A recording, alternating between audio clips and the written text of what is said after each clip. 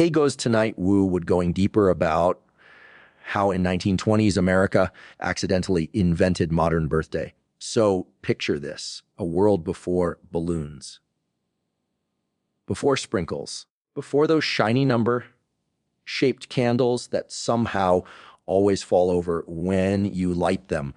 Yeah, we're going way back. Before the 20th century, before the whole birthday party idea even knew it was going to be a thing. And honestly, birthdays back then were kind of boring.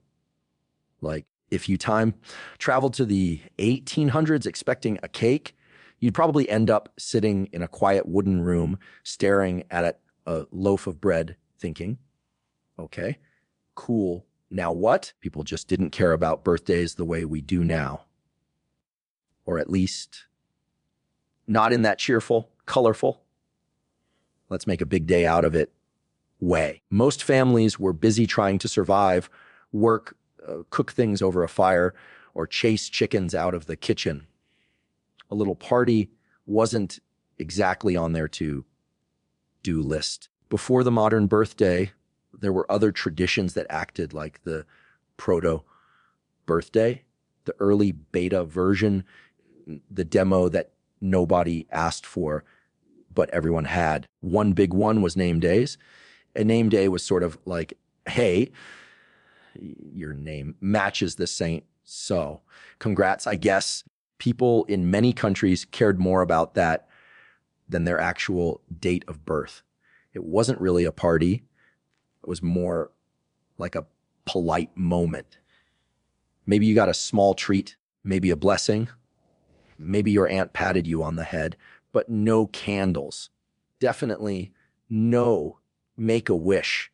You just kind of existed nicely for a day. Then there were religious days. These were big, and they shaped a lot of early calendars. But again, not personal.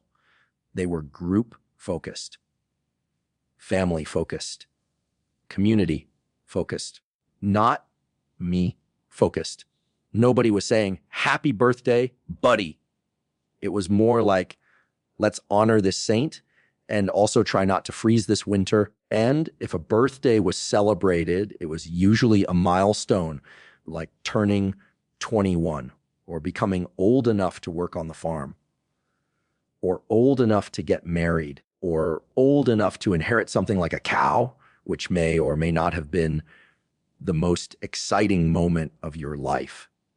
Kids' birthdays, most of the time, they didn't happen. Not because the parents didn't love their kids. Of course they did, because childhood didn't have that warm, glowing, magical vibe you see in movies. Kids had chores, real chores. They weren't thinking about cake. They were thinking about hauling water or gathering wood before sunset. Plus, back then, families were big. Like, I have 7 siblings, and half of them are named after my grandparents. Big. Celebrating every single child's birthday would be exhausting. Imagine trying to bake 10 cakes with no electric oven. Nope, that wasn't happening. Food was simple too. Sugar was expensive. So cakes, if they existed, were more like dense bread with maybe a bit of sweet added. Not exactly the fluffy, colorful masterpieces we know today. There was no piping bag, no frosting art, no unicorn-shaped decorations, just cake, plain, honest cake, and decorations. Forget it. There weren't any. If you wanted a party hat, you probably had to fold a newspaper into a triangle and hope it stayed on your head. Honestly, it would have been hilarious. Most birthday celebrations were basically a small family meal, maybe saying something nice, maybe giving a tiny practical gift, then going back to work. No chaos. No kids running around screaming because the balloon popped.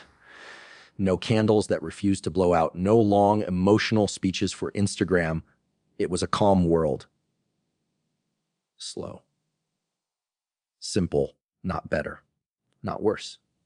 Just different And life back then had a sort of peaceful rhythm that you can almost feel if you close your eyes for a second. Imagine a wooden table, a warm fire, a parent cooking something simple, children doing chores quietly.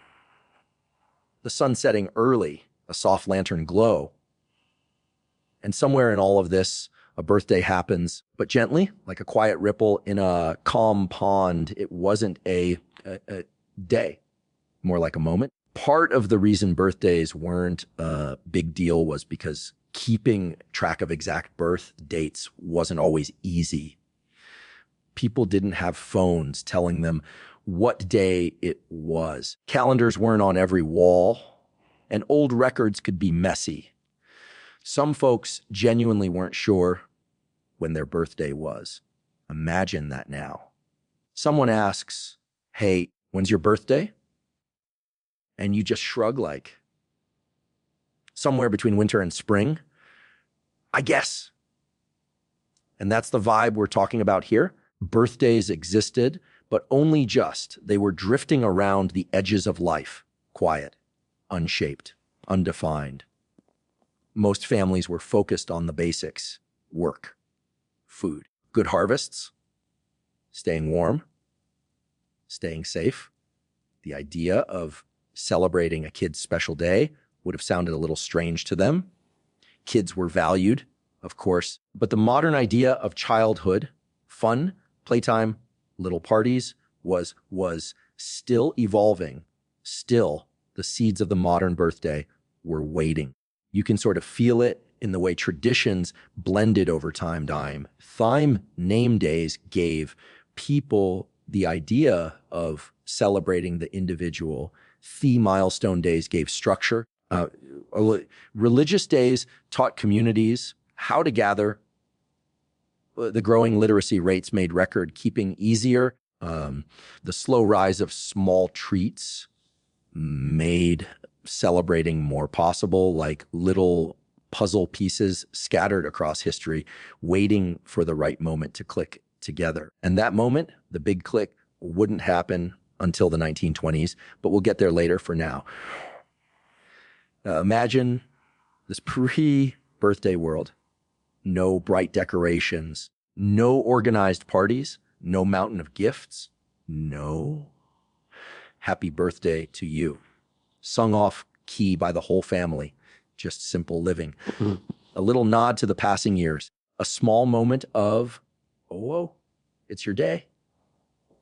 And honestly, there's something cozy about that, something gentle, like the world moving slower than we're used to. Sometimes when we look back at this earlier world, it almost feels like the calm before a storm, but the storm was made of balloons, frosting, wrapping paper, gift bows, and children screaming with joy. A fun storm, a colorful storm, but yeah, a storm. The people of the past didn't know it, but a massive cultural shift was coming, a shift that would turn these tiny, quiet birthday moments into full-blown celebrations. A shift that would take the simple cake and turn it into an entire industry, a shift that would make birthday parties a global tradition. And the funny part, the world didn't plan it. It just happened accidentally. And it all began in a decade that had no idea how powerful it was going to be. But before we jump into the roaring 1920s, it's important to sit here for a second in this slow, candlelit world, because understanding how simple birthdays used to be helps us see how huge the transformation was. So take a breath, let the old world settle in your mind, and then in the next chapter, we'll walk into the decade that changed everything, the decade that took the birthday from just another day to the event we all know and love. Ready when you are. So let's walk back into the past again. This time, not to look at birthdays, but to look at the kids themselves. Because honestly, childhood back then was almost like a whole different species. If a kid from the 1800s popped into our world today and saw toy stores, theme parks, cartoons, and kids arguing about whose tablet is faster, they'd probably faint on the spot. Childhood in the 1800s and early 1900s wasn't the soft, dreamy, sparkle-filled thing we imagine now. It wasn't all playtime, laughter, and "Mom, can I have cake for breakfast?" Nope. It was practical, hard, working, and kind of serious. Kids weren't treated like little princesses and princes. They were more like tiny adults who just happened to be short. Let's start with work. Most kids were expected to help around the house, and not the cute kind of chores like feed the cat or pick up your toys. We're talking real work. Carrying water, collecting firewood, helping with farm animals, sewing, cooking, cleaning. Some kids worked outside their homes too. Factories, farms, shops. This was normal. Nobody looked at a 10-year-old and thought, let them enjoy their childhood. Nope. People thought, we need more hands. Give the child a bucket. And because work started early, leisure time was tiny. Kids didn't have free afternoons to play video games or hang out with friends. They didn't even have free afternoons. If you had one, it meant something unusual happened, like a rainstorm or all the chores being magically finished. Playtime was squeezed in wherever possible, little moments between responsibilities. Another difference, toys were not everywhere, not even close. A toy back then might be a wooden doll, a small metal top, a ball made out of scraps, maybe a board game if your family had money or just imagination. Kids made up their own fun with sticks, rocks, and whatever was lying around. If you handed an 1800s kid a modern action figure, they'd stare at it like it was a gift from the gods. And because kids had fewer toys, fewer treats, and fewer special days, the idea of celebrating a child's birthday just didn't make sense to most families. It wasn't a priority. Not because parents didn't care, but because everyday life was shaped by survival and routine. Families lived close to the edge, especially in rural areas. Food wasn't always steady. Winters were harsh. Money was tight.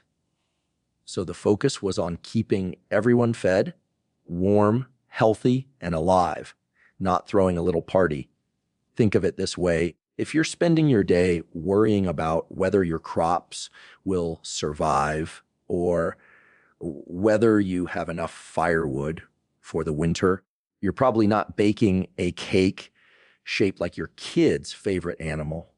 Even in the early 1900s, life was still very practical. Most households didn't even have electricity yet. So much of the day was spent doing tasks by hand, cleaning, cooking, washing clothes, taking care of animals. It all took time and energy. Because of this, childhood didn't have the emotional weight it has today. There wasn't this idea of every child deserves a magical day. There wasn't this huge focus on a kid's feelings or their happiness or their self-esteem. These are modern ideas that grew slowly over the 20th century and hit a huge turning point in, you guessed it, the 1920s. But in the 1800s and early 1900s, kids were expected to contribute, to help, to be useful. And honestly, kids back then probably felt proud of that. Being helpful was a big part of family life. Now, that's not to say there was no love. Families loved their kids just as much as families do now. They just showed it differently. Love was making sure the kids had food, keeping them warm, teaching them skills, lie protecting them from danger, preparing them for adulthood, not throwing parties with balloons and frosting. So when it came to birthdays, well, there just wasn't a need to celebrate a kid for a whole day. Nobody thought that way yet. Childhood wasn't framed as something precious that needed moments of joy and sparkles. It was a short, practical stage before real life began. Also, here's a funny detail. Many families didn't even know exact birth dates. Record keeping was messy or non-existent. Some kids grew up hearing things like, your birthday is, I think, around autumn, maybe near harvest time. Let's call it October. Good luck planning a party with that. Even when families did know the date, it was often treated as a small moment. Maybe you woke up and your mom said, you're 7 now, go feed the chickens. And that was it. No candles, no silly hats, no gifts, no choir of family members singing off key. Just a normal day with maybe a tiny nod to the fact that you were older. And remember, kids didn't expect anything. There was no culture telling them birthday should be special, no movies showing big parties, no school celebrations, no greeting cards, no big happy birthday shout outs. It was simply not a thing. All of this sets up the perfect contrast for the 1920s. Because when the 1920s arrived, childhood itself started changing. Big time. Suddenly the idea of kids having fun, kids being celebrated, and kids getting attention became more normal. Parents had more time, more money, more access to things. Companies started selling toys directly to children. Magazines started telling mothers how to raise happy, healthy kids. Psychology, astrology started influencing how people saw childhood. And kids became a focus, not just helpers. But that big shift makes way more sense when we understand this earlier world, a world where kids woke up with responsibilities, not birthday balloons. A world where families valued stability and survival over little celebrations. A world where a child's special day wasn't even an idea yet. Honestly, imagining childhood back then feels almost calming. Slow mornings, simple toys, quiet homes, kids running barefoot outside, smaller expectations, no pressure to buy things, no notifications, no screens, no noise, just daily life, steady and predictable. But at the same time, it also feels strange because we're used to birthdays being such a big deal, such a routine part of life. It's almost hard to imagine a world where a kid's birthday didn't matter much, yet that's exactly where the story begins. Before the modern birthday existed, childhood itself had to evolve. Kids needed to become seen, valued, and celebrated in a whole new way. And that major cultural shift, the one that turned children into the center of attention, was waiting right around the corner, waiting in the 1920s. And that's where we're heading next, a decade that didn't just change childhood, it reinvented it. Whenever you're ready, we'll step into the roar of the new century. Okay? So now we're stepping out of the dusty old 1800s and early 1900s and walking straight into one of the most energetic decades in American history, the 1920s. And honestly, it's like someone hit the brightness button on the whole country. The war was over. People were tired, yes, but they were also hopeful. And the economy, booming like crazy. Imagine the whole nation suddenly waking up and saying, hey, let's live a little. This was a decade full of energy, music, new ideas, new inventions, and a kind of optimism that almost feels unreal when we look back at it now. People didn't just work, they wanted to enjoy life. And that mood, that happy spark, would accidentally lead to the invention of the modern birthday. But first, let's set the scene. After World War I, the U.S. economy went wild in the best way possible. Factories that used to make supplies for the war now made things for regular families. Cars, radios, appliances, clothes, toys, you name it. And everything was being produced faster and cheaper. Technology was advancing, and mass production was the new king. Because goods were cheaper, more families could finally afford things that used to be luxuries. No more saving pennies for months just to buy one tiny item.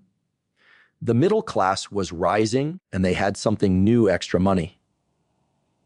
Not tons of it, but enough to buy nicer things, to relax a bit, to do something special once in a while. And that once in a while feeling, yeah, that's exactly what made birthdays start sounding fun. But hold on. Before birthdays became cute little celebrations, something else had to change: the home itself. Enter electricity. This was huge. Like, life-changing huge. Imagine going from dim oil lamps and wood-burning stoves to bright lights and plug-in appliances. The entire home transformed. Everything became faster and easier. Cooking got quicker. Cleaning took less time. Even evenings became more lively because you didn't have to sit in a dark room after sunset like a sleepy vampire. And with all this new free time, families could finally breathe. They could relax. They could enjoy each other.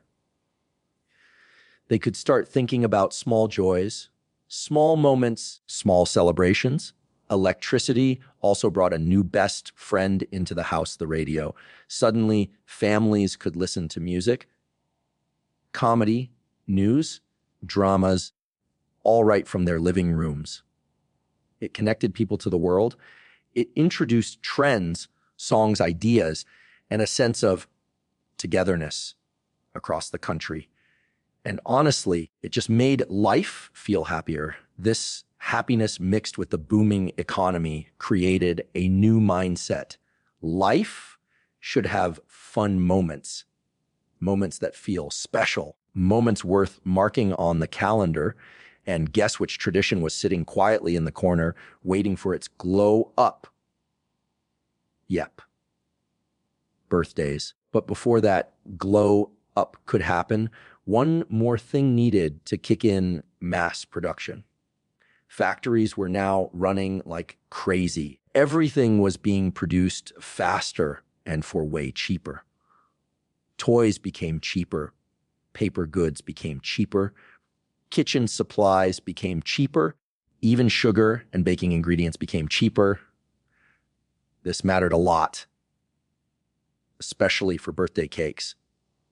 Because for the first time, the average family could afford to bake something sweet, not a fancy cake yet, but something better than bread with a dream of sugar sprinkled on top. Let's not forget the rising middle class. This was a whole group of people who weren't super rich, but also not struggling day to day. They lived in nice homes, had stable jobs, and had time to think about things beyond survival. They cared about comfort. They cared about style. They cared about making memories. And memories, well, birthdays are pretty perfect for that. Then comes the best part. The 1920s had a vibe, a whole mood. Think jazz music drifting out of windows.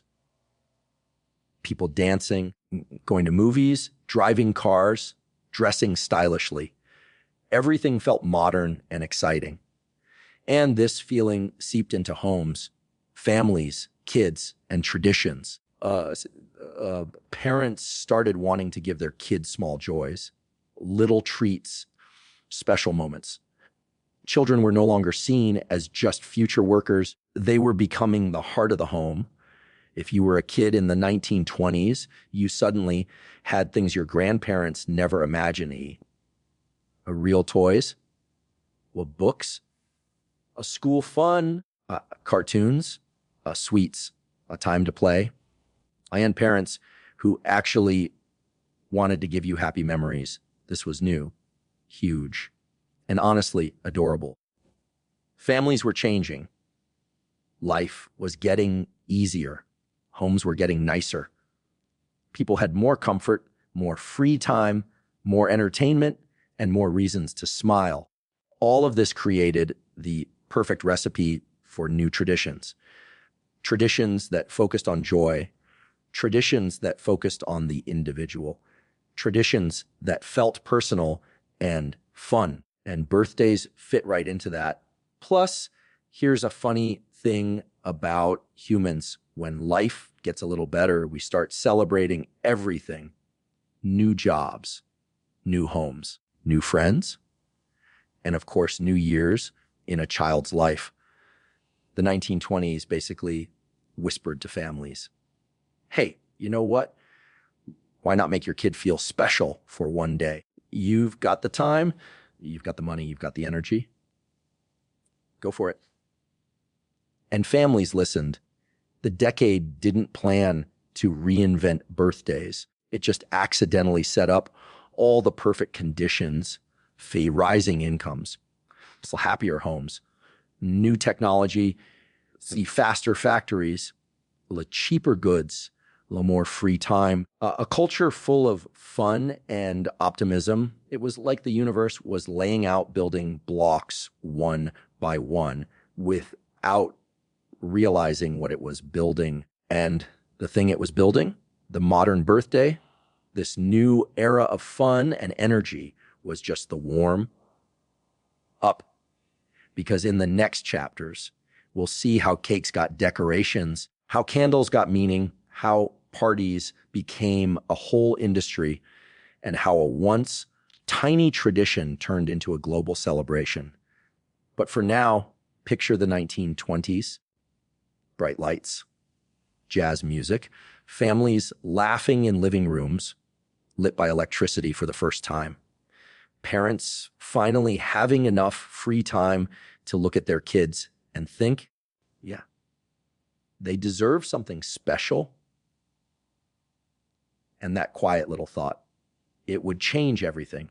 Whenever you're ready, we'll step into the chapter where the birthday cake finally makes its big entrance. Okay? Welcome to the part of the story where America basically discovers a new superpower, shopping, and not the practical buy flour and go home kind. Nope. We're talking about the kind that makes your eyes go wide, your wallet go missing, and your brain go, ooh, shiny. I need this, even though I really don't. The 1920s didn't only bring fun, money, and modern vibes. It brought a whole new way for families to spend. And trust me, companies were ready.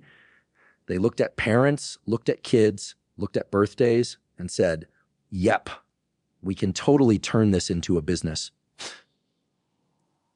So buckle in, because things are about to get very consumer-y. 1, department stores turn into magical worlds. Picture yourself walking into a store back then. Not a boring, dusty shop. Not a tiny place where everything is behind the counter. No. You walk into the new 1920s style department store, and it feels like Disney World had a baby with a shopping mall. There were the shiny floors, the bright electric lights, the fancy window displays, entire rooms full of toys, candy counters, the music playing, signs like, just arrived. And for the modern family, these stores weren't just stores anymore. They were experiences. Families went there just to stroll. Kids went there to dream.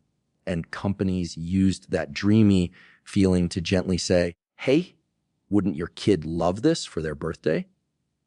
And parents were like, maybe? That maybe was all the industry needed. In the 1920s, department stores became the unofficial headquarters of childhood celebration culture. If a kid saw a toy train in a glowing window display, they carried that train in their heart for the next 6 months. And guess what event became the perfect excuse to buy it? Yep, birthdays. 2, advertisements start targeting families. Before the 1920s, ads were kind of boring. Black and white text, serious tone, mostly selling soap or farming tools. Basically, things nobody was excited to read. But once companies realized families had more money to spend, especially for kids, ads transformed like they had eaten some kind of marketing potion. Suddenly, ads were colorful, emotional, fun, filled with smiling kids, full of promises like make your child feel special. Using cute cartoons and bold fonts. They didn't just sell products. They sold feelings. A toy wasn't just a toy. It was the perfect birthday surprise. A dress wasn't just a dress. It was what every modern girl deserves. A pack of crayons wasn't just crayons. It was unlocking a child's imagination. Companies had officially figured out the weak spot of every parent ever. Do you want your kid to be happy? And well, no parent is going to say no to that. Advertisements basically whispered into the country's ears. Kids matter. Their happiness matters. Their birthdays matter. And honestly, even though the ads were dramatic, the message stuck. 3, catalogs bring shopping into the home. Now, not everyone lived near a fancy department store. Some families lived far out in the countryside where there was more dirt than people. So how do you sell to someone who can't walk into your store? Easy. You deliver the store to them. Enter the catalog era. Huge paper books full of everything you could imagine. 5 toys, clothes, from kitchen gadgets, watches, furniture, even houses. These catalogs were basically the 1920s version of scrolling on an online store, except instead of a bright screen, it was giant pages you could smack on a table. Kids would flip through toy sections with stars in their eyes, circling things with a pencil. Parents would check out home items or new dresses or whatever they thought might be practical. But little by little, one section kept catching more attention, the kids section. Catalogs didn't just offer toys. They offered birthday sets. They offered party decorations. They offered special occasion outfits. It was subtle, not pushy, but every page whispered, you know what would be cute? A birthday celebration, and families listened. 4, stores gently push parents toward child-centered spending. Here's the sneaky part. Department stores and catalogs didn't force anyone to start buying stuff for kids' birthdays.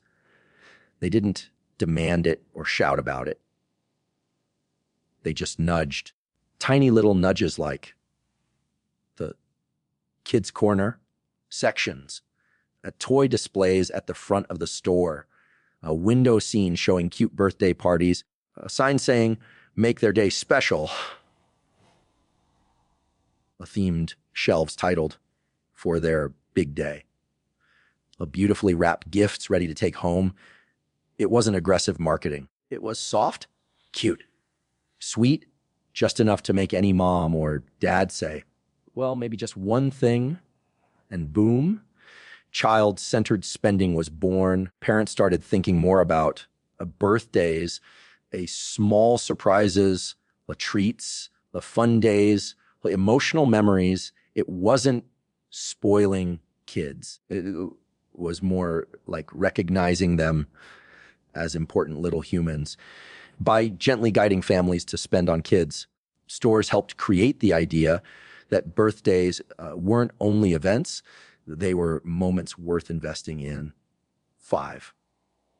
The economy shapes personal traditions. Now, here's the big idea. The 1920s economy was booming.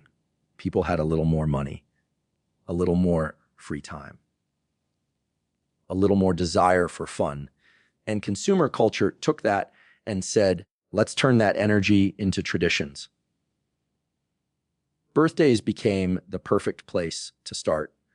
They were already kind of important, but with stores and ads and catalogs pushing the idea, they became fully important.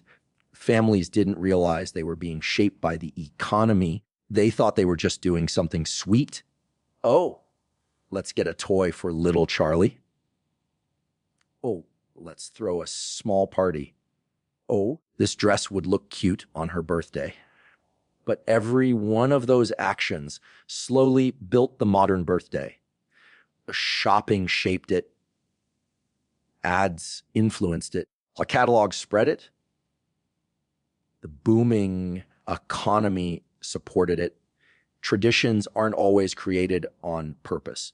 Sometimes they grow because the world around them changes and families adapt with it. And that's exactly what happened in the 1920s. The consumer revolution didn't just ask people to buy things. It changed how people celebrated, how they valued childhood, and how they marked special moments. So here we are, the moment where things get delicious. For years, birthdays were simply maybe a small meal, maybe a smile, maybe nothing at all. But by the 1920s, America was basically running on caffeine, optimism, jazz, and what else can we celebrate? Energy. And in the middle of all that, one food quietly steps forward and takes over the celebration world.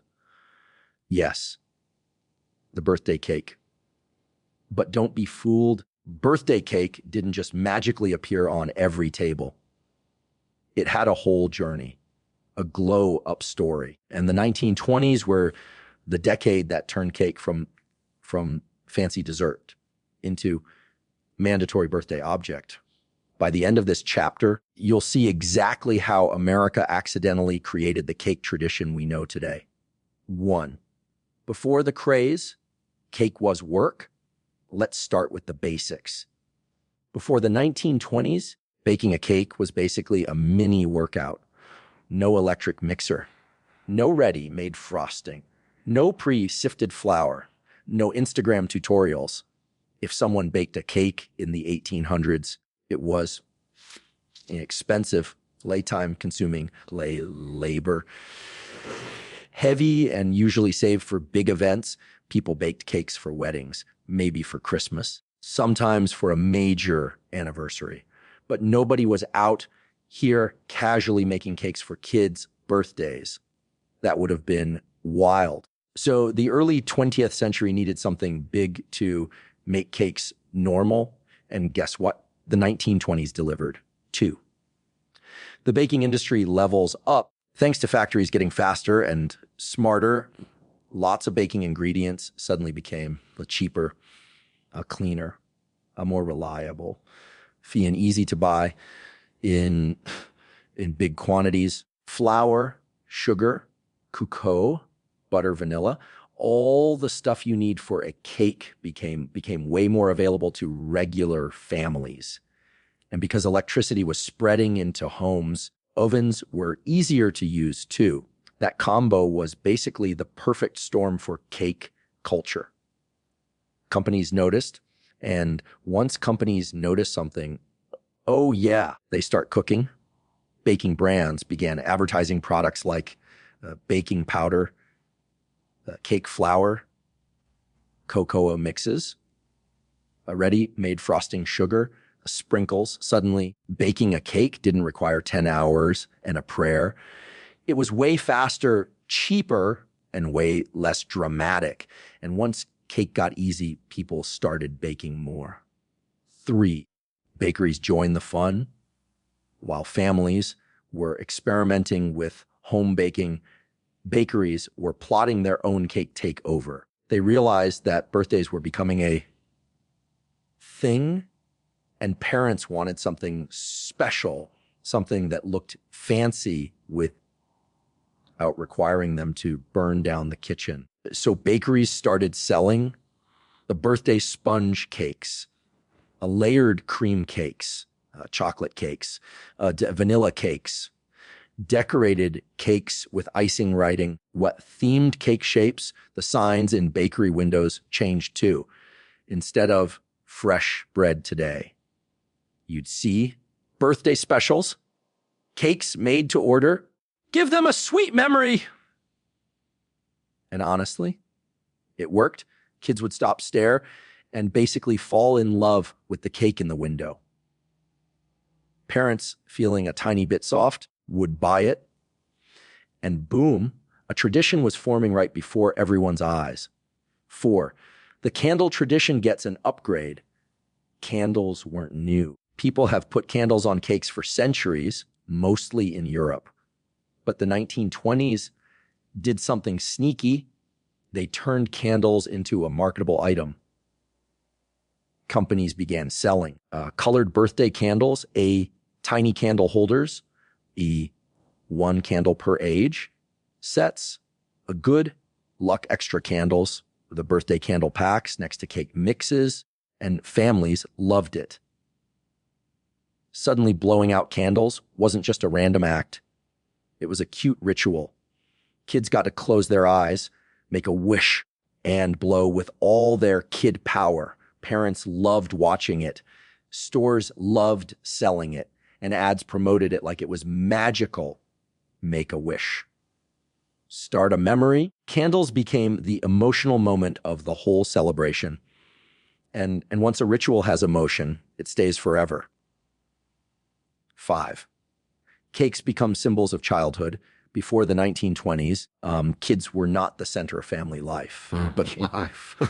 But as childhood started being seen as precious and fun, cake became the perfect symbol of that new thinking. A birthday cake wasn't just dessert.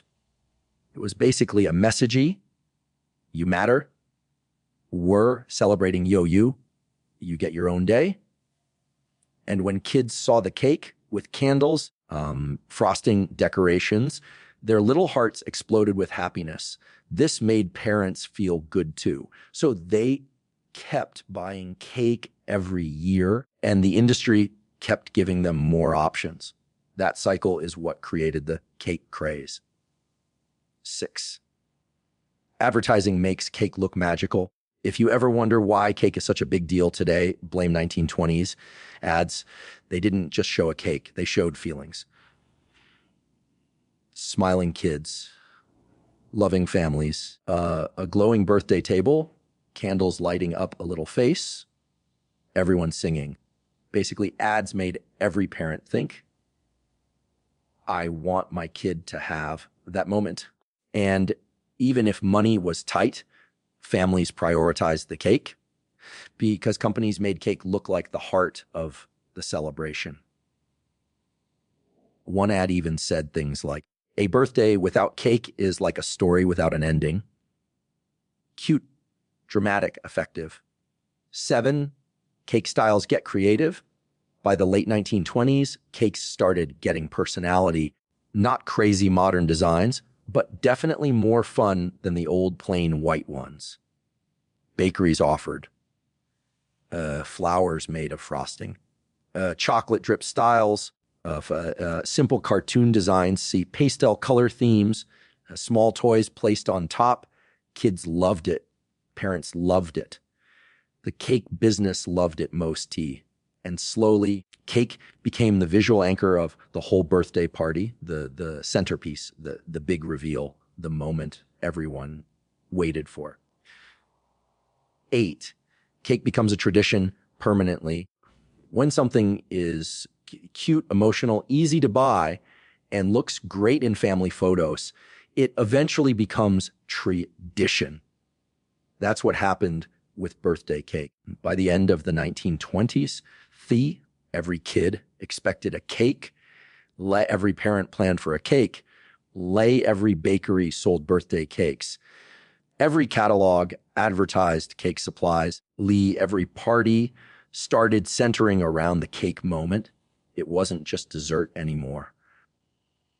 It was the main event. And once a generation grows up with a tradition, they pass it down. That's how the birthday cake craze became permanent, not by accident, but through a mix of emotion, advertising, convenience, and childhood joy. If you look at birthdays today, candles feel like the most normal thing ever. You stick some tiny fire sticks into a cake, turn off the lights, sing a song, and make a wish that nobody is allowed to hear. Totally normal, right? But here's the funny part. The whole candle and wish routine is actually a mix of old European ideas, American creativity, and a sprinkle of 1920s marketing energy. Before that, people didn't really do it like at all.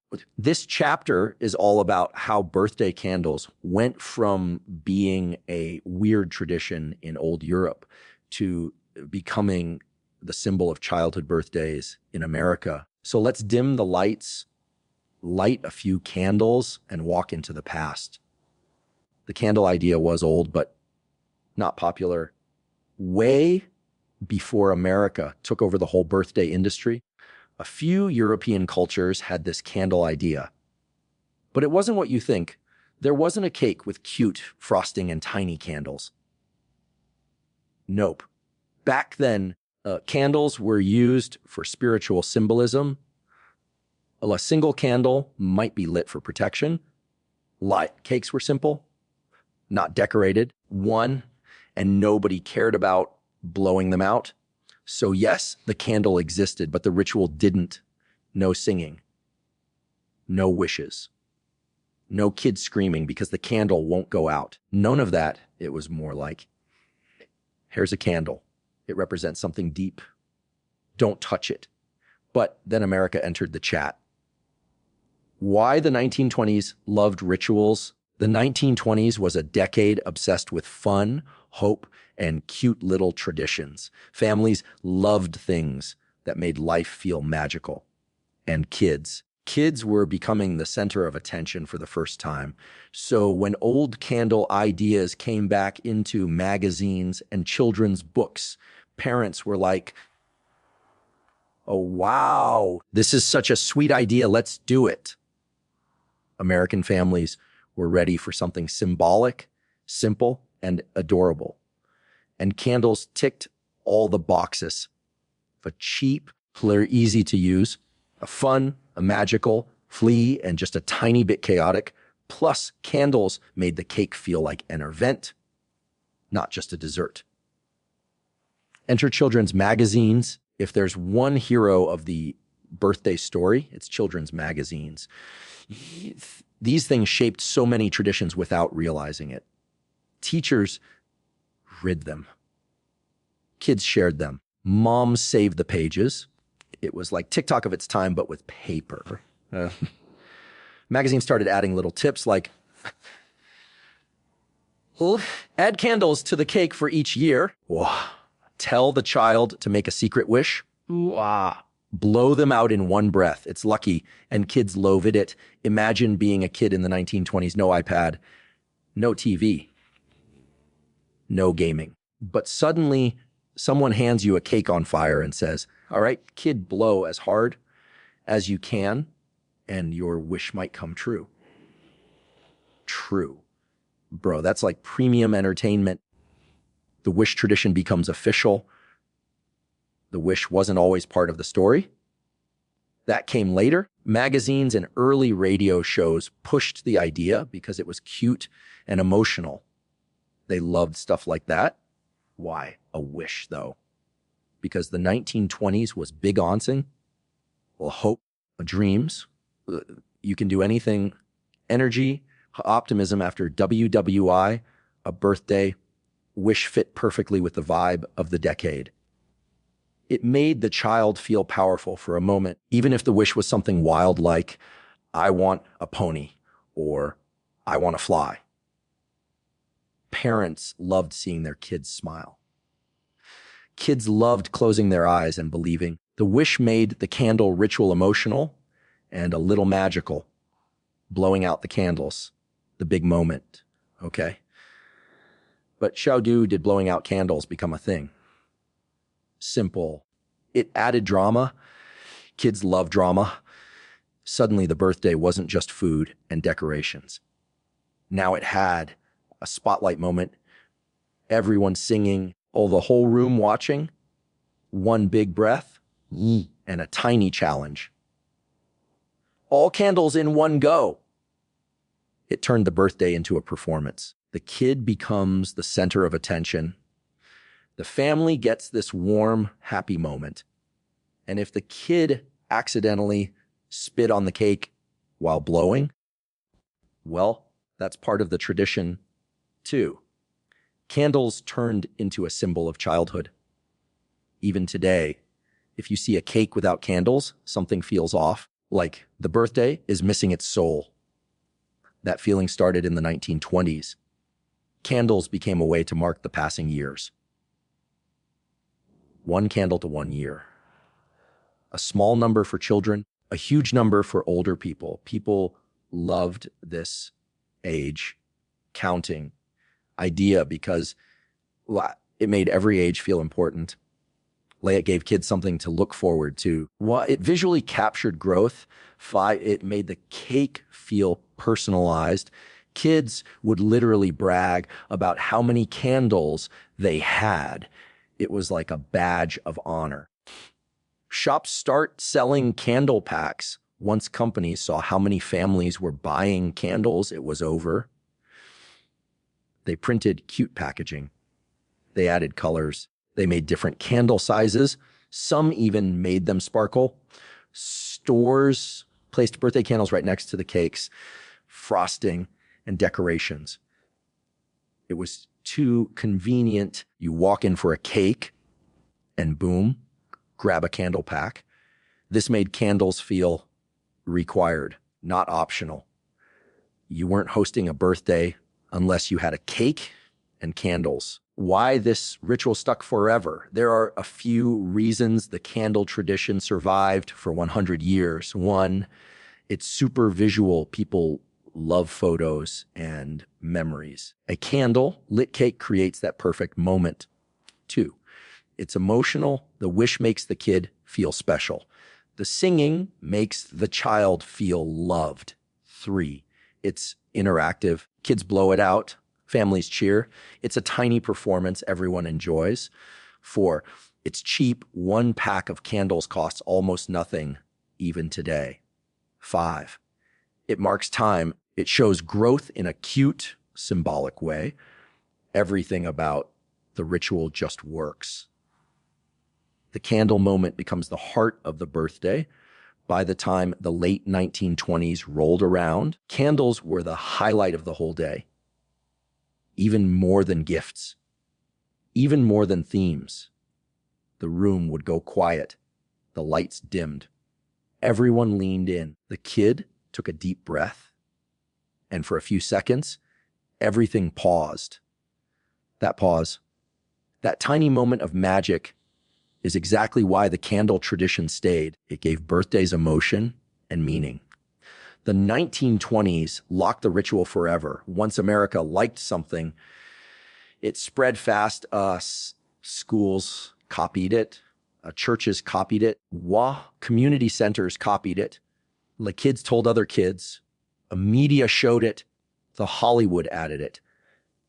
Advertisers pushed it. By the 1930s, the candle ritual wasn't a trend anymore. It was a rule. That rule still stands today. And it all grew from simple ideas revived, reshaped, and spread during the 1920s. If you've ever walked into a kid's birthday party today and felt like you accidentally stepped into a mini carnival, don't worry. That's normal now. Balloons everywhere, banners hanging like it's a festival. Plates matching cups, cups matching napkins, napkins matching the kid's shirt. It's intense. But here's the twist. Birthdays didn't always look like this. Before the 1920s, if a family decorated for a birthday, it usually meant they placed the cake on the table and maybe added one flower next to it if they were feeling fancy. That's it. Zero drama, zero color explosion. Then the 1920s showed up like, okay, folks, let's turn this place into a party. This chapter explains how birthday decorations went from who cares to we need the whole house to look different for one day. A whole mood shift was already happening. By the time this chapter starts, America was already glowing with new energy. The economy was booming. Stores were colorful. People had a bit more money, and families were starting to enjoy the little details of life more than ever before. So when companies started making party decorations, America was ready. Like fully ready. Even the most normal looking family suddenly wanted the paper hats, streamers, the cute plates, a matching colors, say balloons, banners. These things weren't expensive, which made it even easier for families to jump on the trend. For the first time, decorations weren't a luxury. They were part of family fun. Paper becomes the surprise hero. Let's give a moment of respect to paper. Paper basically carried the entire decoration revolution. Why? Well, it was cheap, easy to print, came in bright colors, simple to shape, simple to mass produce. Suddenly, stores were filled with little paper miracles, shiny hats, twisted streamers, colorful banners, matching plates, party cups, napkins with cute borders, play paper tablecloths. A simple room could turn party ready in minutes. Parents loved how low effort it was. Kids loved the colors. Paper goods turned birthdays into something visible, not just a cake eating moment. The first party kits start appearing. This is where it gets cool. Before the 1920s, no one sold party kits. That idea didn't exist. But once big companies realized how many families were using decorations, they thought, let's put everything in one box and make life easier for parents. Boom, the first birthday party kits were born. They often included hats, balloons, a banner, streamers, matching plates, matching cups, sometimes even candles. Parents loved them because they saved time, they saved effort. They made everything match. These little boxes spread across America fast. They basically created the blueprint for modern party stores and birthday isolas in supermarkets. Color psychology, without even knowing it, the people selling decorations didn't use fancy psychology terms, but they understood something important. Color changes mood. Bright colors to fun. Fun tie, good party, happy kid, successful parent. Parents in the 1920s were getting used to the idea that kids deserve attention and joy. So bright decorations became a way to show love without spending too much. Even simple homes started to look festive for one day. Even tight budgets made room for a little color. It was a small change that made a huge emotional difference. Streamers become the star of the show. Let's talk about streamers. These long strips of twisted paper were the MVP of the early birthday decoration world. If someone brought streamers to the party, the room instantly leveled up. Reasons streamers were loved: a cheap, a light, a dramatic, a colorful, easy to anywhere, looked good in every room, Parents twisted them, hung them across the ceiling, draped them over door frames, anything to make the room look alive. You could turn a boring dining room into a full-on celebration zone with 2 colors of streamers. It was magic. Party hats take over. Ah, yes, the iconic cone-shaped hat. It may look silly today, but back then it was a star item. Kids loved it because why? It made them feel like they were in the party. It looked festive. It gave them a sense of occasion. And honestly, it was extremely cheap for companies to produce. Cut paper, roll into cone, add elastic, but done, easy profit, big impact. The party hat became a symbol of fun. It made kids feel chosen. It said, you're not just eating cake today, you're here to party. Why? The happy birthday. Banner makes it official. Banners made birthdays feel official. The moment families hung a banner on the wall, the kid knew, yep, today is MY Day. The banner acted like a visual announcement. It set the tone the second someone walked in the room. This one decoration became a tradition on its own. You couldn't have a proper birthday without a banner. Magazines joined the chaos. Just like they shaped cakes and candles, magazines didn't miss the decoration fun either. They published a DIY party decor ideas, color themes, play table, setting ideas. Oh, how to decorate in 20 minutes, guides, early inspiration photos. These articles gave parents confidence. They made the whole decoration thing feel doable. They also showed families that birthdays could look beautiful, not just simple. This pushed the trend even faster. Homes transformed for one day. Decorations didn't just add color. They changed how the house felt. Even small homes took part for one day. Tables got covered with party cloths. Walls got banners. Ceilings got streamers. The chairs got ribbons. The cake table became the main stage. This completely shifted the emotional vibe of the day. The room didn't look like everyday life anymore. It looked special, and that special feeling stayed in the kids' memory forever. Why decoration stuck? Decoration survived because they did something deeper than just look cute. They created atmosphere. They marked the moment. They told the child, this day is for you. And honestly, decorations made birthdays more photogenic long before cameras became common in every home.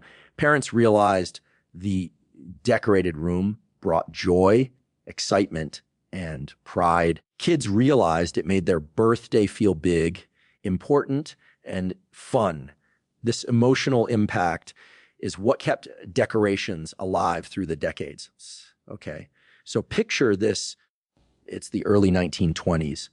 A birthday party basically means a cake, maybe some candles, maybe 3 kids sitting awkwardly at a table while someone's grandma watches from the corner. Cute, yes. Exciting. Not really. But then something wild starts creeping into American homes. Themes. Yep, those same themed birthdays that kids now plan 6 months in advance like they're negotiating a movie deal. I want dinosaurs or everything pink, or I'm not going. But back then, this was brand new. And honestly, it changed birthdays forever. Let's break down how themed parties sneak their way into 1920s childhood like it was nothing. The starter pack storybooks and fairy tales before Hollywood characters took over the world. Kids lived inside fairy tale land. Storybooks were huge. Magazines for children were huge. And parents, they loved anything sweet, soft, and old-fashioned. So the first birthday themes were super adorable, fairy gardens, princesses, a woodland animals, a little soldiers, a circus fun, like castles and crowns. A mom would open a magazine and see an illustration of a tiny bunny pouring tea, and suddenly, boom, this is the birthday's entire mood. It was cute, simple, and honestly easy to pull off. Just some little drawings, some hand-cut paper decorations, maybe a homemade costume if the kid was lucky. No branded stuff yet, just pure imagination. Then, movie characters crash the party. Here's the fun part. By the mid-1920s, movies were exploding. Suddenly, kids had on-screen heroes they actually recognized. Enter the early icons: Mickey Mouse, Felix the Cat, Betty Boop, early comic strip characters. Studios quickly realized a golden truth. If kids love a character, they want them everywhere. And bingo, companies started printing these characters on plates, napkins, party hats, invitations, cake toppers. Imagine being a kid back then. You see Mickey Mouse at the cinema once a week, and suddenly he's on your birthday cake. That was like the 1920s version of going viral. And just like that, kids-themed parties took a massive step from cute woodland critters to straight up Hollywood. Radio shows and comics add more fuel. Movies weren't the only trendsetters. Kids loved radio shows and newspaper comic strips too. So you suddenly had themes inspired by cowboys, space explorers, circuses, lie detectives, jungle adventures. These themes made birthday parties feel like mini adventures, not just gatherings. Kids were now walking around their houses wearing cowboy hats or pretending to fly rocket ships made from cardboard boxes. And parents, they loved seeing that joy. Plus, it made them feel modern and up to date. Stores noticed the trend, and capitalism smiles. Every department store in America was watching parents buy more birthday stuff each year. So they thought, what if we make this way easier and sell everything as a matching set? And boom, the first party theme kits were born. Inside a kit, you'd usually find themed plates, themed napkins, party hats, a colorful centerpiece, cake decorations, goodie bags, candles, invitations. Everything matched. Everything looked organized. Everything screamed. This parent has their life together. These kits made birthday themes explode, especially for middle-class families who finally had extra money to spend. Magazines become the first. Pinterest. Back then, magazines for mothers were the ultimate trendsetters. They started publishing detailed birthday theme ideas, complete with pictures and step-by-step guides. You'd see pages showing. A circus, themed party layout, how to make paper crowns for a princess party, how to decorate with paper chains, a cowboy, themed games list, a fairy tale costume DIY ideas. This was basically Pinterest, but on paper.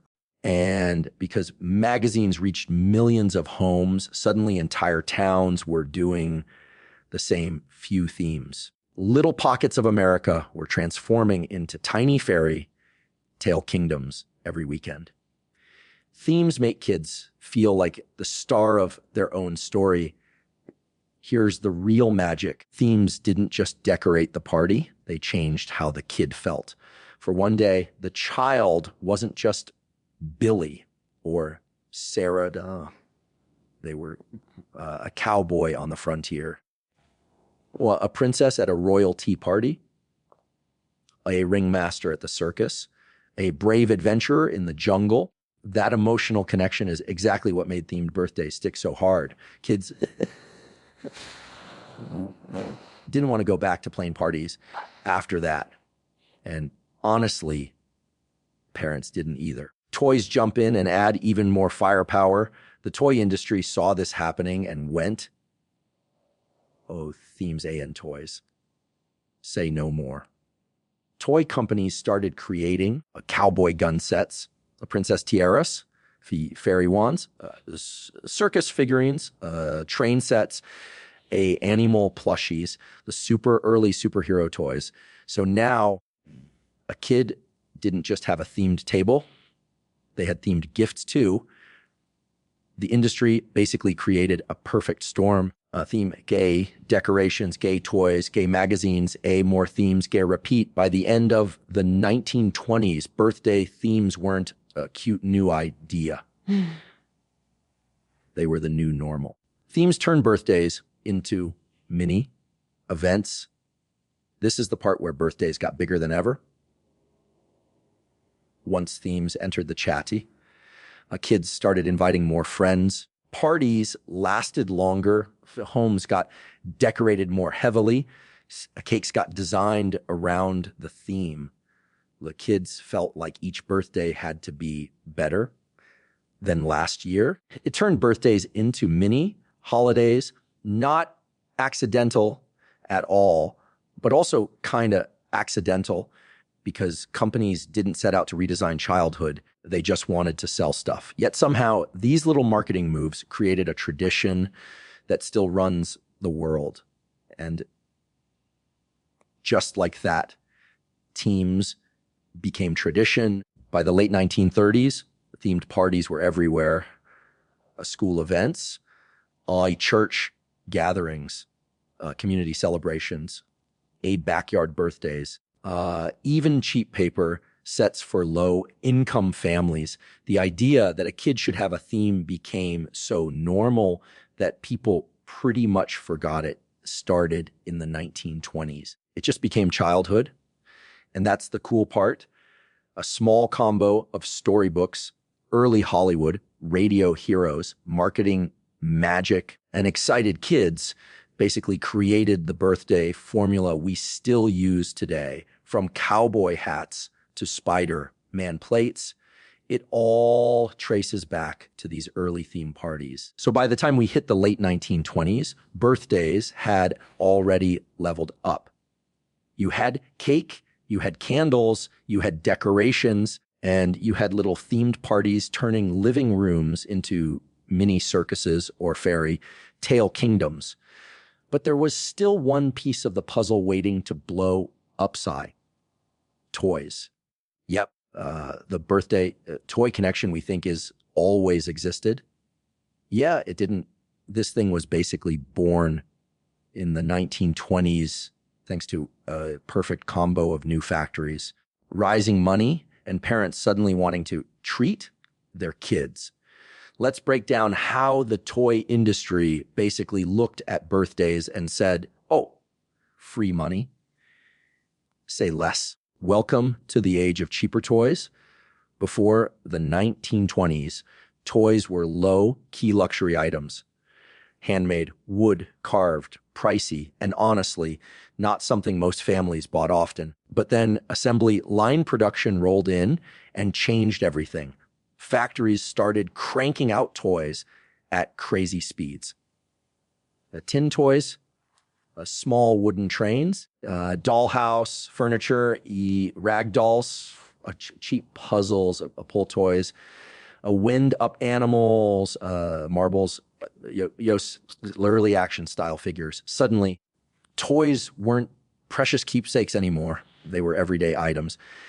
And that meant parents could actually afford to buy something special for their kid's big day. The toy industry watched this shift like hawks.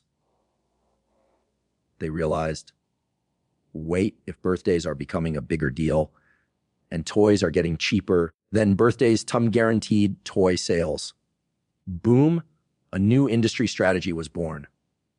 Ads start whispering, make it a special day. Advertising in the early 20th century was becoming an art form. Marketers were learning how to target emotions in a way nobody had really done before. So toy companies got smart.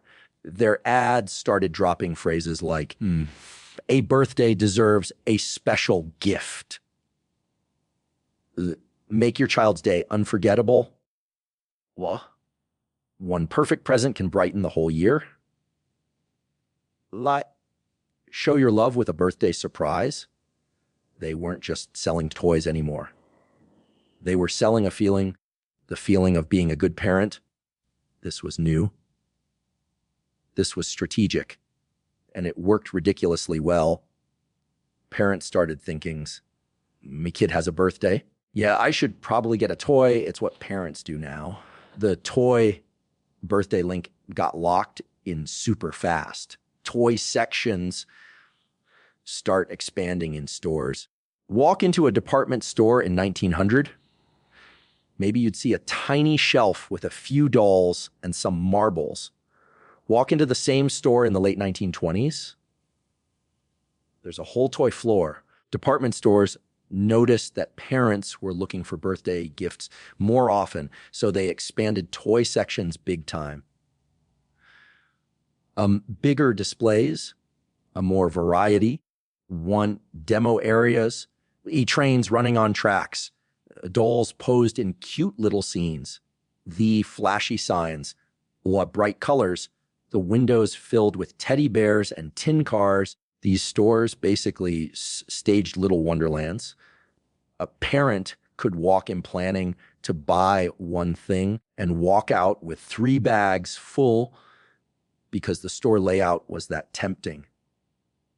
It wasn't manipulation, exactly, but it definitely wasn't innocent either. Catalogs become the birthday Bible. Back then, catalogs like Sears and Montgomery Ward were the Amazon of their time.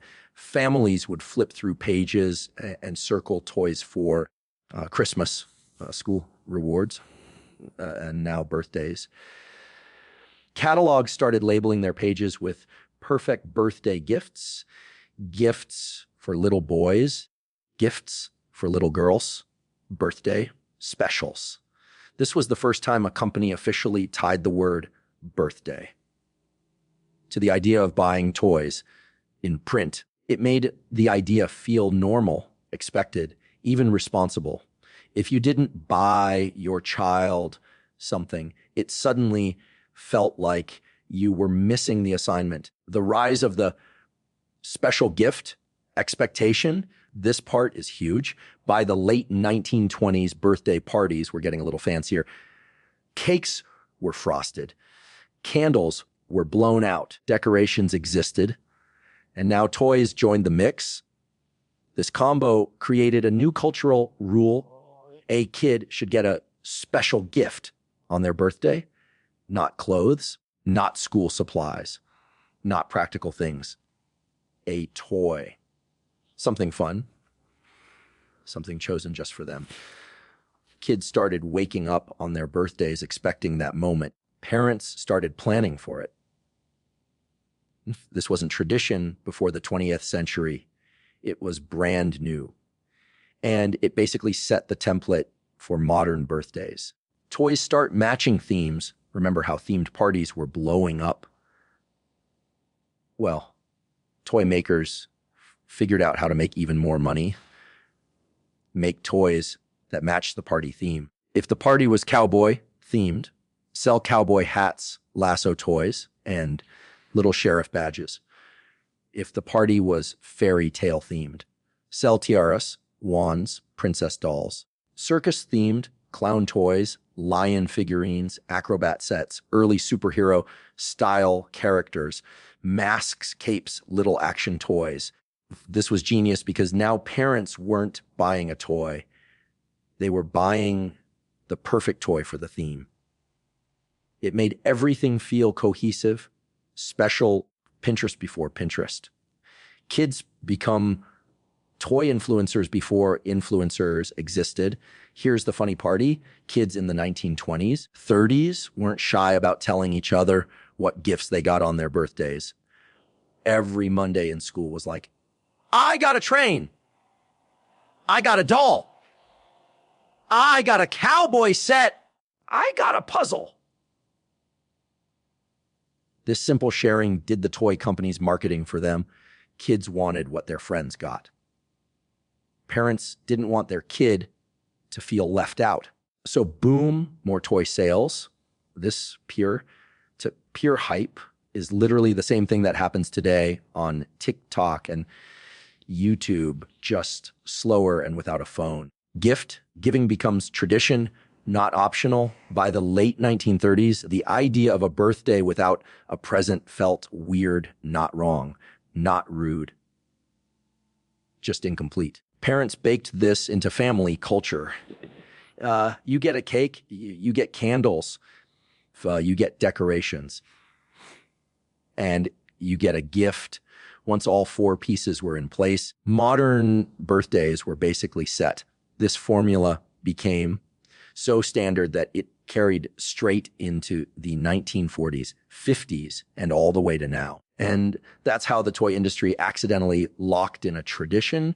It's kind of hilarious when you think about it today. Toy companies just wanted to sell more toys. Stores just wanted more shoppers.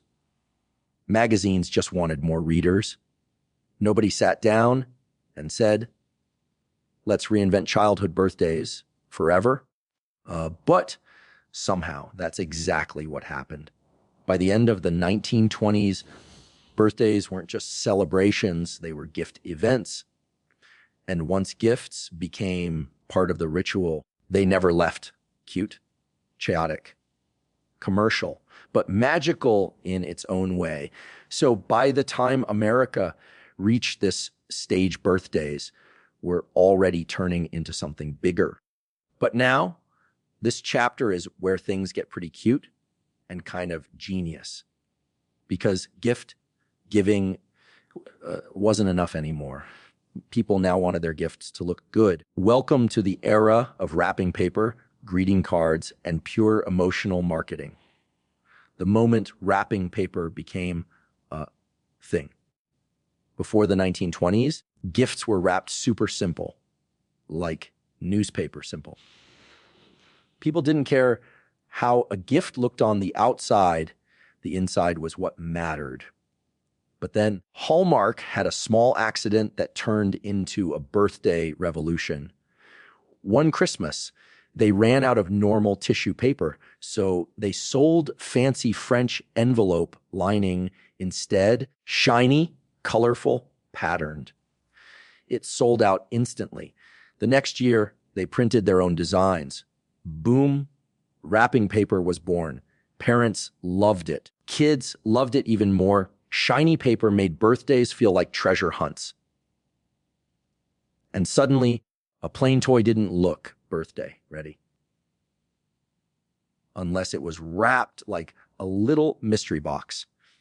The first modern birthday cards, Hallmark didn't stop at wrapping paper. They went all in. Before this era, people wrote quick notes or said, "Happy birthday" in person. No card, no rhyme, nothing fancy.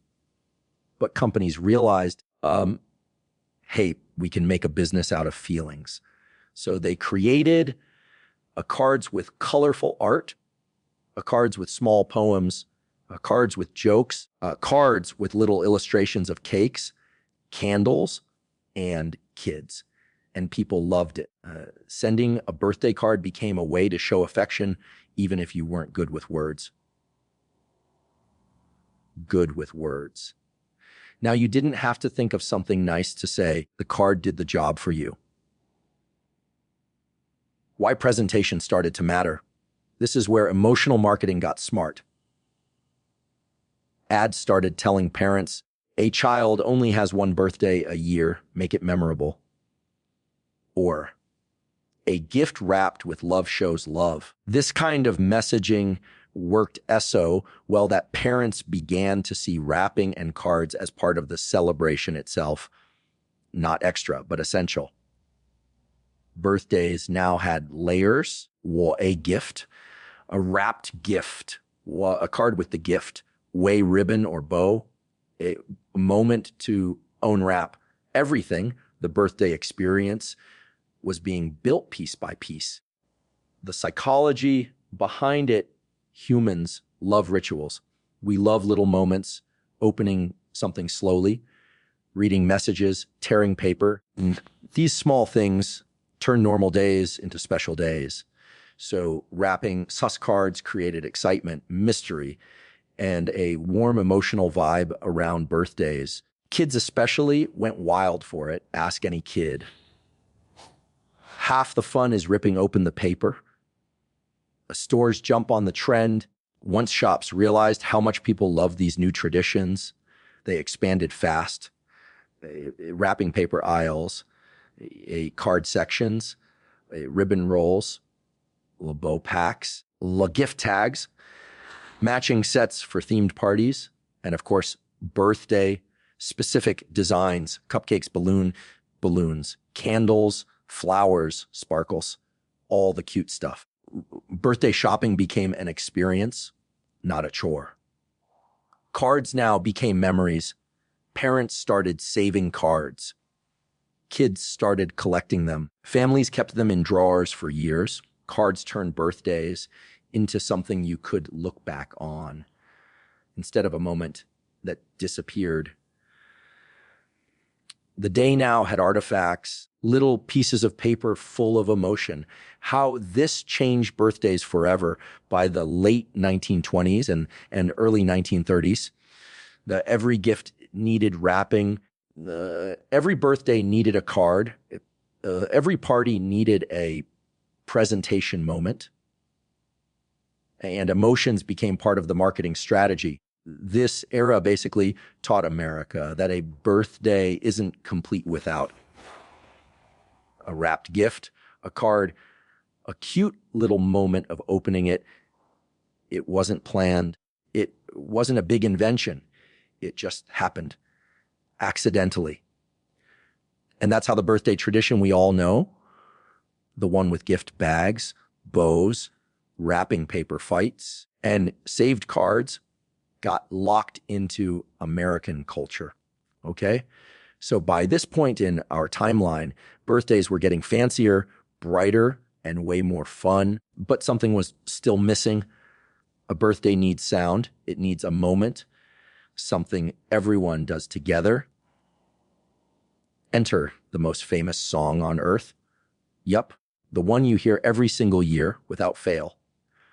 Happy birthday to you. But the wild part, this thing didn't start as a birthday song.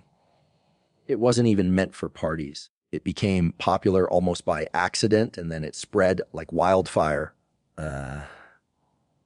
Let's rewind a little. It started as a classroom good, morning song back in the late 1800s. Two sisters, Mildred and Patty Hill, worked as teachers. They wanted a simple tune their students could sing every morning. So they made a tiny, super easy melody. Good morning to you. Cute. Calm. Made for kids. But people changed the words over time. Small variations, little edits, parents humming it at home. And somewhere in that mix, someone switched good morning to happy birthday. Nobody knows the exact moment. It just happened like a meme slowly evolving. By the early 1900s, the song existed in pieces everywhere, but it wasn't official yet, not until America stepped in. Radio makes it go boom. Then the 1920s hit, and radio became the TikTok of its time. Families gathered around radio sets every night, the giant wooden boxes with glowing dials, and listened to music, shows, funny segments, all the good stuff. And soon, radio hosts started singing the song during on-air birthday shout-outs. Kids sent letters to stations. Today is my sister's birthday. Can you sing for her? Radio hosts loved it. Audience loved it. It turned into a small tradition. Once something hits radio, it spreads fast. People in different states suddenly knew the same tune. That's how the birthday song turned into a national vibe. Schools spread it like a chain reaction. Now this part is kind of wholesome. Teachers across the country loved routine songs for kids, and the birthday song became perfect for classroom celebrations. A student stands at the front, classmates clap, everyone sings together. What teacher smiles like it's the cutest moment ever. Kids didn't just sing it, they memorized it. Children are basically walking Wi-Fi. They take things everywhere. They sang it at home, at parties, at cousins' houses. The song spread child to child, family to family. That's how it became everywhere, without anyone planning it. Parties made it feel official as parties got more organized. Cakes, candles, themes. The song became the glue. Here's the formula that lock-ins in. 1, bring out the cake. 2, light the candles. 3, dim the lights. 4, everybody sings. 5, kid makes a wish. 6, blow out the candles. This moment became the peak of the whole day. Parents loved the emotional touch. Kids loved the attention. Siblings tolerated it. Guests loved joining in. Soon, the song wasn't optional. It was THE moment of the whole birthday. Early movies and theater add fuel in the late 1920s and early 1930s. Entertainment started showing birthday scenes. You know, how when a movie shows something cool, people copy it in real life. Same thing happened here. Silent films, theater plays, even animated shorts started using the birthday song because it was already popular. Audiences watched it and thought,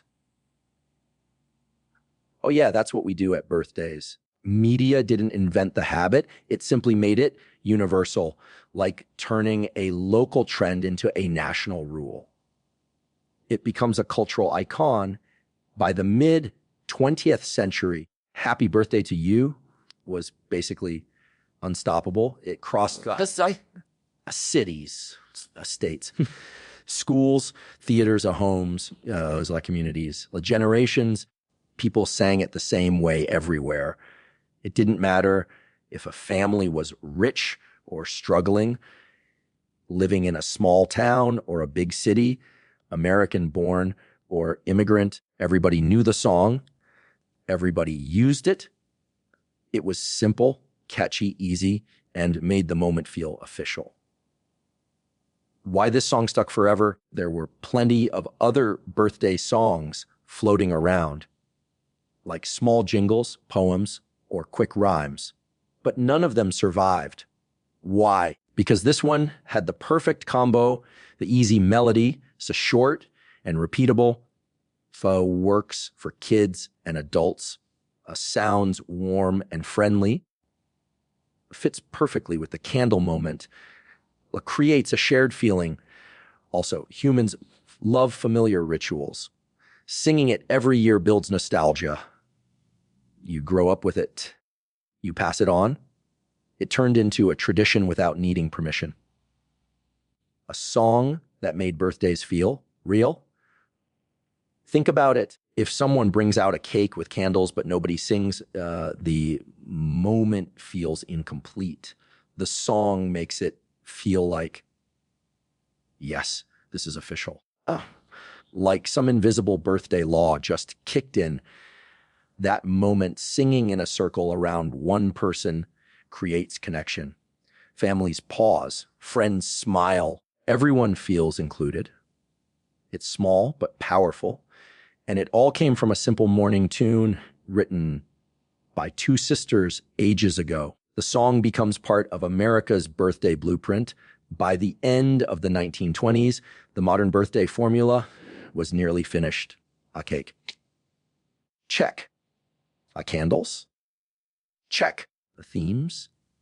Check. The gifts. Check. The decorations. Check. The birthday song. BIG check. The song wrapped everything together like a final ribbon. It was no longer a birthday party. It was THE birthday experience. And the song was the soundtrack of it. This one tune became the heartbeat of the celebration. And that's how it went viral long before social media, long before TV, long before memes. Just teachers, radios, and families doing their thing. By this point in our story, birthdays were already leveling up inside American homes. Cakes were becoming colorful. Candles were a must. Decorations were popping. And the birthday song was basically the national anthem of childhood. But the 1920s had one more twist. Birthdays stopped being a home-only thing. They started showing up everywhere. Schools, churches, local clubs, neighborhood gatherings. Once birthdays entered community spaces, the tradition became impossible to ignore. It went from a cute family habit to normal part of American life. Let's talk about how that happened and why it changed everything. 1, schools become celebration factories. Schools in the 1920s were shifting fast. Teachers were learning new education methods. Kids were treated more gently. And America had started thinking differently about childhood. So guess what slipped perfectly into this new environment? Birthday celebrations, little classroom moments. Teachers didn't throw big parties, nothing crazy. But they did small, sweet moments for kids. See, when a kid came to school and the teacher said, "Oh, it's your birthday today." Well, the class clapped. Someone rang a tiny bell and everyone sang the birthday song. It was simple, but magical for a kid. Imagine being 6 years old and the whole class turned their heads just for you. You'd remember that forever. Why?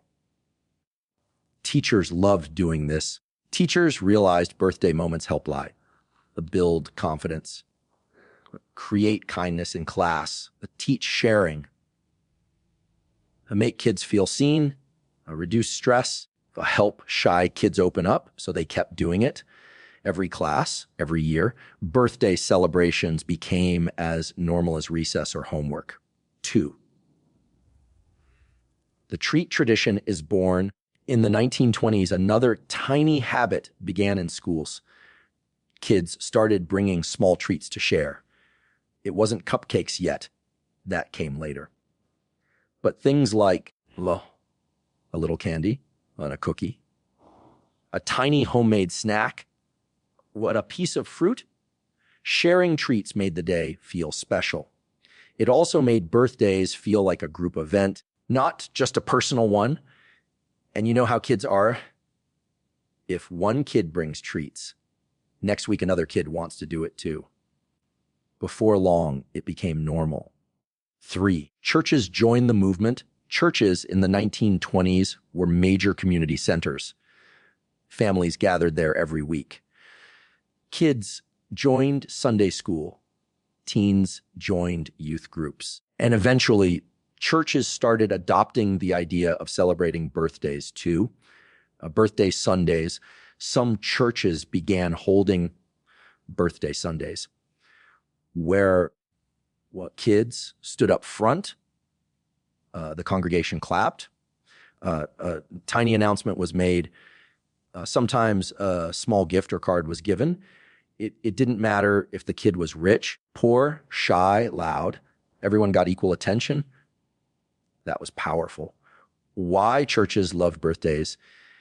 Birthdays matched church themes, like kindness, like community, like gratitude, like celebrating life, unity, plus churches wanted kids to feel loved and included. So birthdays became an easy way to show that. And remember, once something enters a community space, it spreads faster. 4, community centers make it official. The 1920s had a rise of youth clubs, scouting groups, like neighborhood halls, local activity centers. These places were made for social bonding, and celebrations became part of their identity. Birthday boards and lists A lot of centers created giant bulletin boards, birthdays, this month, with kids' names written on cute decorative cards. Everyone could see them. Everyone waited for their turn. Some places even rang a bell or gave a tiny badge, like a birthday star of the week tile. It sounds small, but for a kid in 1925, that was basically winning an award. 5. Parties move beyond the home. Now here's the important shift. Once schools, churches, and centers normalized celebrating birthdays, parents felt more pressure to do something at home too. Kids would come home saying, "My class sang for me. I got a sticker today. The church gave me a birthday card." Suddenly, home celebrations needed to match the outside world. So parents stepped up. Bigger cakes, more decorations, gifts, small parties with friends. Instead of birthdays being optional, they were becoming expected. 6. Kids start asking for parties. Kids in the 1920s were changing too. They had more free time, the more school friends, the more playtime, the more exposure to advertising, one more influence on family decisions. So kids started saying, "Can we do a party like my friend? They sang for me at school. Can we invite people? I want a theme too." And honestly, parents didn't hate the idea. Birthdays brought families together. They were fun. They made good memories. So they began treating birthdays as a must, not a maybe. This shift is exactly how birthdays became a national ritual. 7. The celebration culture spreads faster than ever. Think about how strong the loop became. For home birthdays. Gay kids talk about them in school. School celebrations. Kids come home asking for more. Church gatherings. Hey, families copy each other. The community centers could boost excitement and hype. Suddenly, every space in a kid's life was celebrating them. No wonder birthdays exploded. 8. Why this changed everything forever. Once schools and community places joined in, 3 big effects happened. 1, birthdays became social, not private.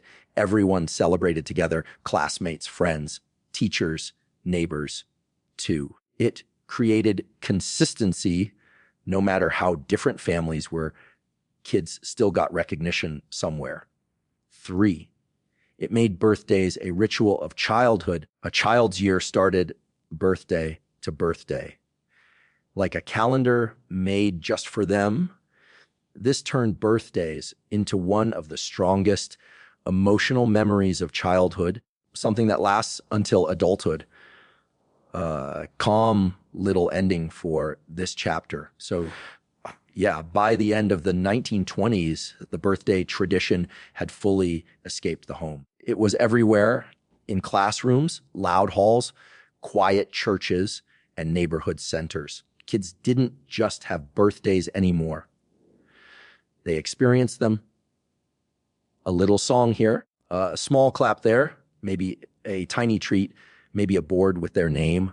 But altogether, these small acts built something big. And that's why birthdays today feel so normal, so expected, and so loved. They weren't invented overnight. They grew slowly, room by room, community by community. And now they're part of the rhythm of life. By the time the 1920s were in full swing, birthdays had already become a solid thing inside American families, classrooms, churches, and little community hangouts. But there was one more giant force about to push birthdays from common tradition to full cultural phenomenon. That force was Hollywood. Yep, the same place that gave the world dramatic love scenes, fancy dances, cowboys, slapstick comedy, and over the top emotions also help sell the idea of the modern birthday, not on purpose, just by accident, like everything else in this story. Let's slow down and walk through how America's early film and media world quietly spread birthday culture everywhere. 1. The silent film era and birthday scenes. Hollywood in the 1920s was loud in energy, but quiet in sound. Movies didn't have voices yet, only music and subtitles. But even in silent films, you'd often see little scenes like a decorated table, a kid blowing out candles, a family gathering around a cake, people wearing paper hats, someone giving a small wrapped gift. It didn't matter if the movie was a comedy, drama, romance, or adventure. Birthday scenes fit everywhere. These scenes were not huge plot points. They were small background moments, but they were repeated so much that they became visual symbols people recognized instantly. Why this mattered? Most Americans in the 1920s had never seen other people's birthday traditions before. They only saw their own family's version. Hollywood suddenly gave everyone a window into how birthdays could look. And what did people do next? They copied it. 2. Movies became teachers without meaning to. When you watch a movie, you don't just follow the story, you absorb the visuals.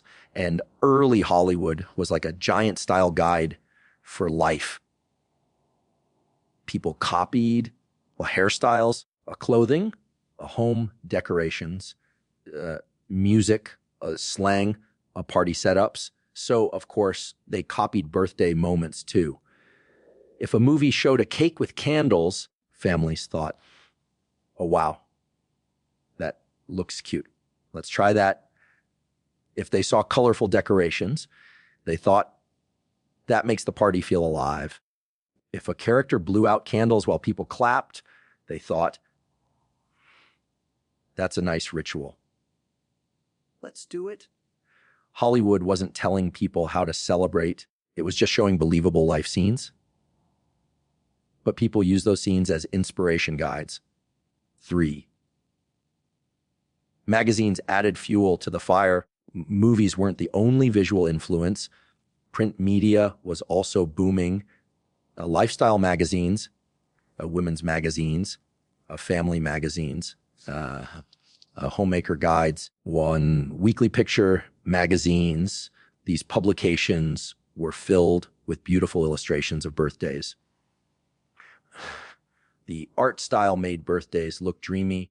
Magazines made birthdays look the bright, the clean, the organized, the perfect, the stylish, even if real life was messy and noisy. The illustrations made birthdays look like a peaceful family moment. People love anything that looks gentle and magical, especially parents. So magazine birthday scenes became soft inspiration for millions of homes. 4. Radio shows spread the birthday song. Hollywood gave people visuals. Radio gave people sound. By this point, Happy Birthday to You had already started spreading, but radio made it explode. Radio hosts Woody sing Happy Birthday on air. Read listener birthday messages. I'll play birthday, theme segments, to mention birthdays of celebrities. Hearing the birthday song on radio made the ritual feel national, like everyone in America was part of the same celebration. Radio turned a simple tune into a tradition with emotional weight. 5. Celebrities become birthday icons. In the 1920s, the idea of the celebrity was brand new. Actors weren't just performers, they were admired like royalty. So when magazines wrote things like, Charlie Chaplin celebrated his birthday this way, Hollywood starlet turns 21 with a beautiful cake, people ate it up.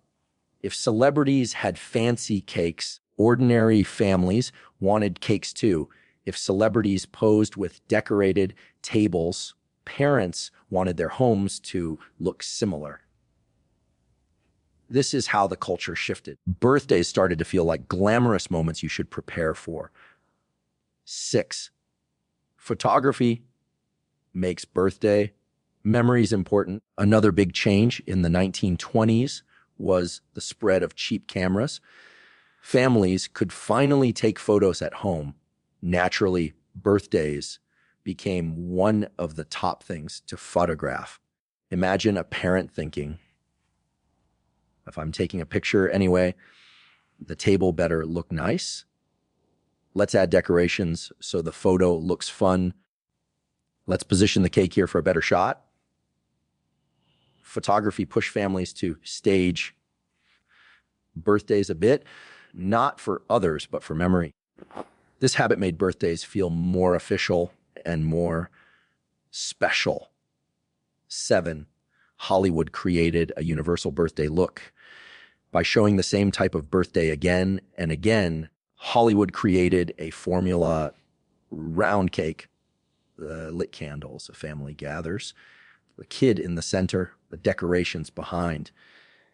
A happy moment. Millions of people saw this formula in theaters. So guess what happened? It became the standard. Even people who didn't watch movies saw these visuals second hand through magazines and ads. This is how birthdays went from loose and random to structured and familiar. 8, the trend starts spreading abroad. People overseas were also watching early Hollywood films. Even if they didn't speak English, they understood the visuals. A kid blowing out candles, that's universal. A group clapping, also universal. Foreign audiences loved American film style: clean, colorful, emotional, and modern. So countries started adopting bits of the birthday formula. And that's why even today, whether you're in Asia, Africa, Europe, South America, well, you'll see the same basic birthday setup. It all traces back to 1920s American film influence. Entertainment turns ritual into culture. This is the heart of the chapter. Hollywood didn't invent birthdays. Radio didn't invent birthdays. Magazines definitely didn't. But together, they did something more powerful. They made the birthday look, feel normal, and worth copying. Entertainment shaped real life rituals by showing people what special looked like. And humans love copying special moments. A calm ending for this chapter. So yeah, by the late 1920s, birthdays were everywhere. Lee in homes, in schools, lay in churches, lie in magazines, why in magazines, while on the radio, flew in Hollywood movies. The tradition had escaped its original boundaries and become a full cultural wave. Every kid wanted birthdays. Every parent planned them. Every magazine illustrated them. Every film modeled them. Hollywood didn't yell, "Hey world, do birthdays like this?" It just quietly showed people beautiful scenes. Oh, and people followed. So here's the funny thing: America didn't sit in a meeting room like, "Okay, team, let's create the official global birthday starter pack." Nope. The birthday formula, cake, candles, song, gifts, decorations, just kind of escaped the U.S. and went traveling like a tourist with unlimited vacation days. It happened slowly, quietly, and honestly, almost by accident. Let's break down how the whole world ended up celebrating birthdays like Americans. The soldiers who carried more than uniforms. When World War II hit, tons of American soldiers went overseas. And here's the part people don't talk about: soldiers didn't only bring military gear. They brought culture, little habits, little rituals, little comfort things from home. And one of those rituals birthday traditions. Imagine a soldier trying to keep morale high and saying something like, "Hey, buddy, it's your birthday. Let's find a candle or something to stick on this canned cake." It sounds silly, but these small gestures spread. Locals saw it. Kids saw it. People liked the idea of celebrating someone just for existing. It felt warm and human at a time when the world felt scary. And boom, the seed of the American style birthday started growing. American products went global and took birthdays with them. After the war, the US economy exploded. Factories, brands, and products spread worldwide, and they didn't just export things, they exported ideas. Cake mixes started popping up in places that never had boxed cake before. Decoration packs appeared in foreign stores. Toy companies expanded worldwide. Magazines and catalogs traveled across oceans. Suddenly, people in other countries saw stuff like perfectly frosted cakes, bright birthday banners, cute candle designs, themed plates, a cartoon wrapping paper, and it all looked fun, modern, easy, magical. So they tried it too, not because they wanted to copy America, but because these items were affordable, cute, and honestly, kind of irresistible. Hollywood, the big culture machine, if I had to blame one single group for exporting birthdays, it's Hollywood. Hollywood put birthdays in movies, TV shows, kid cartoons, like comics, lay ads, posters everywhere. A kid in another country watching an American film would see a glowing cake, a group singing "Happy Birthday to You," someone blowing candles, a pile of wrapped gifts, colorful hats and confetti, and naturally think, yo, this looks fun. Why don't we do to us? Hollywood didn't mean to spread culture. It just did. Any tradition that shows up on screen again and again becomes the default image in people's heads. Ads went international, and so did the pressure. Big U. S brands like a Hallmark, Kodak, McDonald's, a Mattel, a Parker Brothers, the Disney expanded into other countries and brought birthday promotions with them. You know how McDonald's has birthday packages now? Guess where that started? Yep. American style marketing taught families everywhere that birthdays should feel a warm, emotional, colorful, exciting. A kid-centered, even countries that originally had totally different celebration styles slowly blended both traditions together. Cultures mixed, but the formula stayed. What's really cool is how different countries didn't just copy America. They blended the American birthday formula with their own unique traditions. Mexico added pie-atas. Far Japan added character, themed bentos and gifts. India blended Western cakes with their own rituals and sweets. The Middle Eastern families added huge gatherings and cultural foods. The European families added their own songs. It became this big cultural remix, everyone taking the pieces they liked. But one thing stayed the same everywhere. Cake at slug, song decorations, plug gifts. The core formula lived on, not because America forced it, but because it was simple, sweet, and easy to adopt. Why this works so well globally, 3 reasons. 1, it's cheap to start. A cake, some candles, a few decorations. That's it. You don't need to be rich. 2, kids love it. If kids like something, parents keep doing it. 3, looks good. Photos and videos make the ritual spread faster. Simple rituals grow. It's just human nature. America didn't invent birthdays. but gave them a makeover. Birthdays existed everywhere long before America, but the modern style, the classic birthday party look, that polished formula, yeah, that's American. And once the world saw it, they didn't just accept it, they made it their own. Shia PTR 15, the 1920s blueprint that still lives today. Okay, we made it to the final chapter. This is the soft, cozy, sleepy wrap up. The let's just sit back and think about everything chapter. Let's close this story gently. So, what did the 1920s actually do?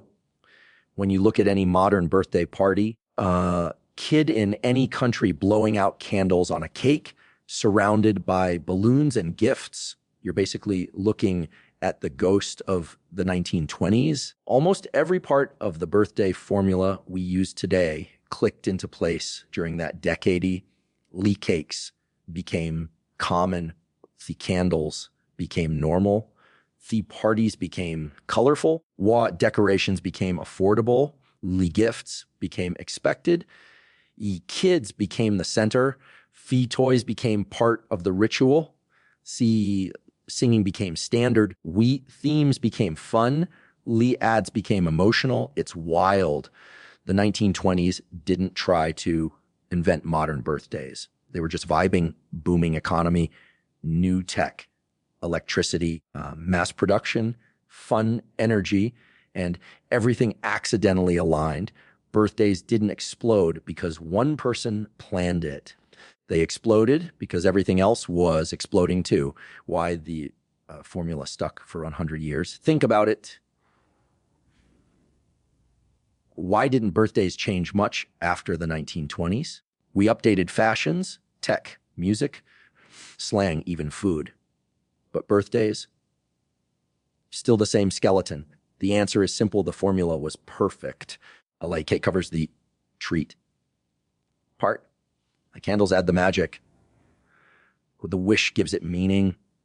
The gifts add excitement. The decorations make it feel special. A song brings everyone together. A theme makes it fun for kids. Everything hits a different part of being human. And when something works that well, it doesn't change. Kids became the heart of birthdays. This might be the biggest shift of all. Before the 1920s, kids were basically small adults. They worked, they had chores, they didn't have their special day. But the 1920s flipped that. Kids got the food made for them, toys made for them, Lee ads made for them, live parties centered around them, and now a kid's birthday is one of the most photographed, planned, celebrated days of the year. It's wholesome, it's sweet, and honestly, it's one of the nicest things society ever decided to do. Why? This whole story feels so cozy because birthdays aren't about expensive stuff.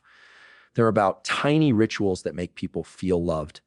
A candle, a song, a slice of cake, a moment where everyone looks at you and says, "You matter." Yeah. That's powerful. And that's exactly what the 1920s locked into place.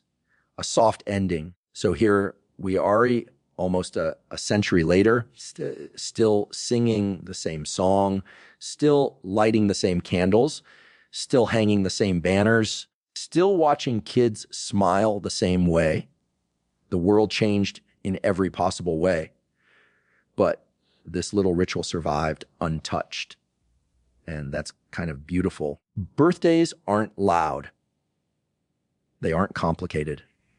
They're just warm moments that repeat year after year. A simple magic, a tiny celebration, a tradition that started accidentally and ended up touching the whole planet. Fade out, soft, calm, sleepy. The story of birthdays, complete. Okay, we've walked through the whole journey from quiet, barely noticed birthdays to circus, theme parties with cake, candles, gifts, wrapping paper, And that one kid who always blows the candles out too early. Now we're in the final chapter, the slow, cozy, lean back and just breathe ending. Let's look at how the 1920s designed a birthday formula so good. We're still using it a whole century later. The 1920s didn't try to invent anything, but accidentally invented everything. This is the funniest part of the whole story. No one in the 1920s was like, let's create the official modern birthday kick, candles, gift song, decorations, balloons, themes, wrapping paper, the whole package. It just happened. Factories got faster. Stores got fancier. Ads got louder. Kids got more attention. Homes got electricity. And suddenly, bam, the birthday party, as we know it, was born. Not because someone planned it, but because the decades energy created the perfect storm. Birthdays weren't invented in the 1920s, but modern birthdays. The ones we recognize today, yeah, those definitely were. The perfect formula, simple, cute, and impossible to replace. Let's break down the birthday blueprint. The 1920s gave us the same one we're still following. Cake for sweetness, candles for magic, wish for meaning, a song for togetherness, gifts for excitement, wrapping paper for suspense, the decorations for atmosphere, themes for fun, photos for memory, a special day for the child. Everything hits a different emotional target. Everything makes the day feel bigger than normal. And that combo is so perfect. Changing it feels unnecessary. You know how people try new dessert trends, new party ideas, new cake styles, but the core parts stay the same? That's the power of a ritual that works. Why this formula survived 100 utaz years? Honestly. Because humans don't need complicated things to feel happy. We latch onto simple, magical rituals. A candle flickering in a dim room, a group singing to you, a little wrapped gift waiting with your name on it, a slice of cake that tastes sweeter because it's your day. These moments hit the heart. They feel special without needing anything expensive. And when a ritual hits both kids and adults, it becomes permanent. The 1920s didn't just create party style. They created a universal emotional recipe. Kids became the heroes, and that changed everything. Before the 1920s, kids weren't the center of anything except chores. But the new decade flipped that. Kids suddenly had the toys made for them, lie games designed for them, lie clothes styled for them, magazines written for them, lie ads targeting them, whole store departments built for them. This shifted birthdays forever. Because once a society decides children deserve celebration, everything else falls into place. Special treats, gifts, themes, the decorated rooms, like cute candles, colorful plates. Birthdays became a way to say, you matter. You're growing, and we're happy you're here. That message stuck. And honestly, it's one of the sweetest cultural changes of the 20th century. The blueprint didn't just stay in America. It became global by the 1940s, 1950s. The American style birthday had already spread around the world. Hollywood films showed glowing cakes. American soldiers shared little celebrations overseas. Companies exported cake mixes and decorations. Kids everywhere saw the birthday image and thought, I want that too. But here's the cool part. Different countries blended the formula with their own cultural styles. Some added new foods. Some added folk songs. Some added traditions like piatus or blessing rituals. Some turned birthdays into huge family festivals. But the core, still 1920s America. Cake, candles, gifts, decorations, song. It's actually beautiful how the world personalized the formula. Why birthdays haven't changed, even with modern tech. You'd think with smartphones, AI, holograms, and everything else, birthdays would evolve into some wild futuristic ritual. But no, even in 2025, the big moment is still lights off. Cake comes out, candles glow. Everyone sings. You close your eyes. You make a wish. You blow them out. This 20-second moment hasn't changed in 100 years. Not even a little, because it feels human. And humans don't update emotional traditions that work. The 1920s blueprint makes birthdays feel warm. This is the real reason the formula lasted. It's cozy. It's simple. It doesn't need fancy stuff to feel magical. A kid doesn't remember how expensive their cake was. They remember who was there. They remember the lights going off. They remember the soft singing. They remember blowing the candles. They remember feeling special, and feeling comes straight from the 1920s design, the decade that never tried to create an emotional legacy, but accidentally did a soft, sleepy wrap up. So here we are at the end of the whole story. From simple old name days to giant themed parties to global traditions shared by millions. And the quiet truth is we're all still living inside a 100-year-old invention. Every time someone lights candles, every time someone wraps a gift, every time someone sings that familiar birthday song, they're following the blueprint built in the 1920s, a blueprint of joy, a blueprint of warmth, a blueprint of you matter. It's a ritual that crossed decades, countries, cultures, and generations, all without anyone planning it. And that's why it feels so magical. A birthday isn't just another day. It's a tiny celebration of life itself. Soft, sweet, slow, and human. The 1920s didn't mean to create this tradition, but they gave the world one of the most loved, most repeated, most heartwarming rituals ever. And honestly, that's a pretty amazing accident. Lights dim, story ends, fade out, good night vibe.